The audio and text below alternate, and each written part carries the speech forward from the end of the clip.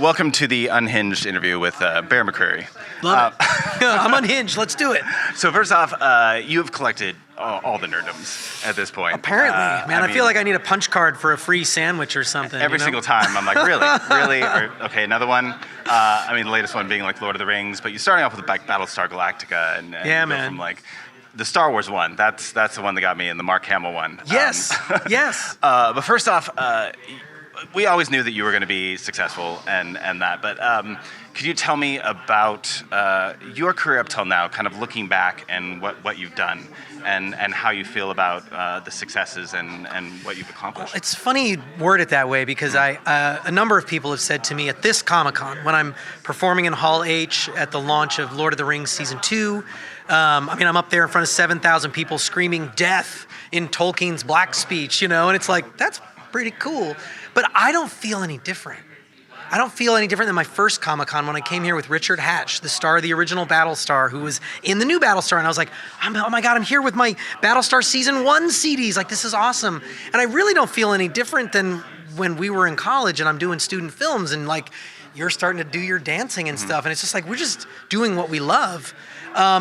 It actually is helpful when people will say, I've been following you for so long. It's so great to see this rise in your career. And I'm like, what rise? You know what I mean? Because it truly doesn't feel any different.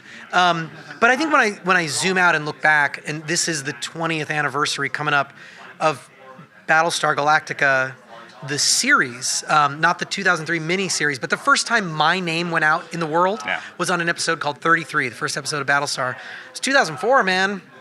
October 2004. That was 3 years after we graduated. I know, like, man. It's crazy. That's insane. Like, that is right after I went full-time dancing. Like, there you go. I mean, you did a bit better with that. Okay, let's dive into Singularity. Let's do it. So, of course, you've always had a rock background and your love of like Oingo Boingo, and I remember you like learning accordion and going to jam with Oingo Boingo yeah, members. man, like, that's right. That was that's insane. Right. But now you're getting back to those roots and a lot of that. But like, of course, like you're making this a grand opus.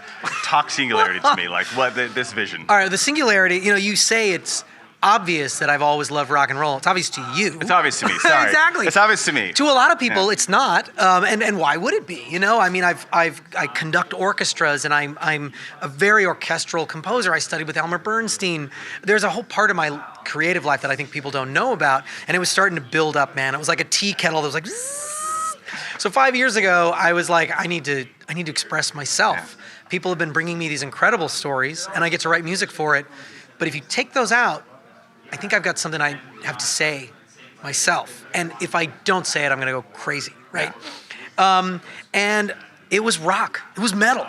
It was that, I was recording a song when we knew each other in college called Escape from the Machines that I had written in high school. Wow, yeah. It's on the Singularity, but this time it's Slash playing the guitar part. Okay, if you're going to do it. Really? If you're going to do it. Yeah. And that's what I'm talking about, where I was like, I was struggling with this one song, and I was like, who should play this guitar part? And I had a bunch of great guitarists play it. And then I started thinking, it should be Slash. And then I thought, well, why don't I ask him? And then, there's no harm in asking. There's no harm in asking, man. But that's how it started off, writing songs where I just thought, I want to write some songs that I like. My brother, Brendan McCreary, an incredible rock musician. He's been playing with Oingo Boingo former members for almost 20 years now. Got an incredible voice. You've heard him on Battlestar, doing All Along the Watchtower. So I played him a few songs. We started co-writing. And then it's like, I'd become friends with Scott Ian from Anthrax and Serge Tankian from System of a Down and Brendan Small from Death Clock. And they were sort of my first, I'd sent them is this any good? And then they're like, yeah, that's cool. And I was like, would you sing on that? Sure. And then once that happened, I was like, okay, let's see what happens. And, I ended up with Corey Taylor from Slipknot is on this, Rufus Wainwright, Kim Thale from Soundgarden, Jens Kidman from Meshuggah, and dozens of others. Bunch of guys from Oingo Boingo, of course, you mentioned. A bunch of them are on there. And it just became this, whirlwind of positivity. Because everybody I reached out to responded, and they go, yeah, I would love to do that. And I made a graphic novel to go with it. I made a big science fiction graphic novel. It's published by Image Comics, man. That's amazing. So talk about a culmination, right? I'm on stage with Slash a month ago, playing a song that I wrote when I was 15. at the launch concert of the Singularity, and then today at Comic-Con, I'm at the Image Comics booth, and I sit down to sign. That's Todd McFarlane, right next to me, signing his books, right? Yeah. And I was like, I'm here next to him because I made a graphic novel. I'm at Comic-Con sitting next to Todd. And I went over and said hi to him. It's like, dude, that's crazy. Dude. You know, but it's been this incredible journey. You've always been somebody who is going to go big. Like when you have a vision, it's like sitting there and watching you work was just incredible. And we're kind of like, and then you're talking about your projects. We're like, okay. You were there at the beginning, man. Beginning. I mean, like, you talk about me playing accordion.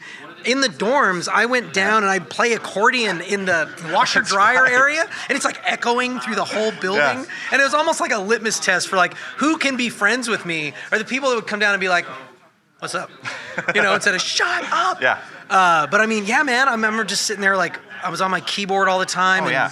You constantly diving into the work. Yeah. All right, I heard a couple upcoming things. First off, Lord of the Rings, huge fan, like season 2. What about season 2 for you that you're looking forward to that may be different than season 1? There's a number of things different from season 1. I got to say that I've got a couple of guest artists that I met on the Singularity who are going to join me on Lord of the Rings. That's all I can say right now, but stay tuned. It's very metal. Also, another color I've wanted to use my entire life, Bulgarian women's choir. I've always wanted to use a Bulgarian women's choir. Of course. Right? I mean, like, who doesn't love Bulgarian women's choir? That's the dream. That is the But dream. the fun thing about Tolkien, right? We're going to new places on the map this season. And I realized, like, I need some new colors.